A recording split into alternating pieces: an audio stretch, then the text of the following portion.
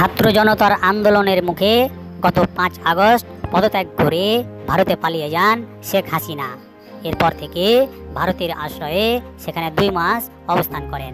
এবার ভারত ছেড়ে শেখ হাসিনা সংযুক্ত আরব আমিরাতে আশ্রয় নিয়েছেন বলে জানা গেছে।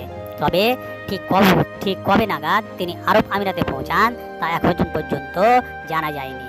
সম্প্রতি আরব আমিরাতে দেখা গেছে সাবেক সংসদ সদস্য শামীম ওসমানকে।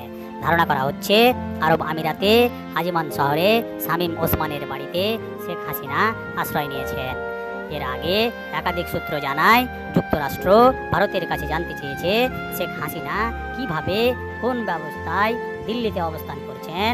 জবাবে ভারত বলেছে খুব স্বল্প সময়ের মধ্যে মধ্যপ্রাচ্যের কোন একটি দেশে তিনি চলে যাবেন। তার আগে সংযুক্ত আরব আমিরাতে শেখ হাসিনা রাজনৈতিক আশ্রয় চাইলে দেশটি রাজি হয়নি। ব্রিটেন, যুক্তরাষ্ট্র ও মধ্যপ্রাচ্যের অন্যান্য দেশগুলোর মতো সংযুক্ত আরব আমিরাতেও শেখ হাসিনাকে রাজনৈতিক আশ্রয় দিতে স্রেফ মানা করে দেয়। এদিকে কোনো প্রেক্ষাপটে এবং কী শর্তে শেষমেশ আরব আমিরাত আজমাইন শহরে শেখ হাসিনাকে আশ্রয়ের অনুমতি দিয়েছে সে সম্পর্কেও সুনির্দিষ্ট কোনো তথ্য এখনও নিশ্চিত করা যায়নি।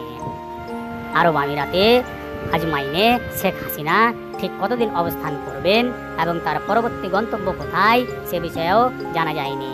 শেখ হাসিনার বাংলাদেশ ছেড়ে ভারতে থাকার ভিসার মেয়াদও শেষ হয়ে যায় বেশ কিছুদিন আগে। আন্তর্জাতিক কূটনৈতিক মহলে শেখ হাসিনার ভারতে অবস্থান নিয়ে মোদী সরকারকে দেশের ভেতরে বাইরে চাপের মুখে পড়তে হয়েছে। মোদী সরকারকে বিব্রতকর অবস্থার মধ্য দিয়েও যেতে হয়। উল্লেখ্য, ছাত্র জনতার অভ্যুত্থানে শেখ হাসিনার পতনের পর ডক্টর মোহাম্মদ ইউনূসের তত্ত্বাবধায়ক সরকার বাংলাদেশের ক্ষমতা গ্রহণ করেন। শেখ হাসিনার প্রায় 16 বছরের শাসনমূলের দুর্নীতি, অনিয়ম, দুঃশাসন আর অসংখ্য বিচার বহির্ভূতভাবে হত্যাকাণ্ডের জন্য সাবেক সরকার প্রধানকে দেশে ফেরত এনে বিচারের দাবিতে এখনও ছাত্র জনতা এবং তত্ত্বাবধায়ক সরকার সোচ্চার ও সক্রিয় রয়েছেন।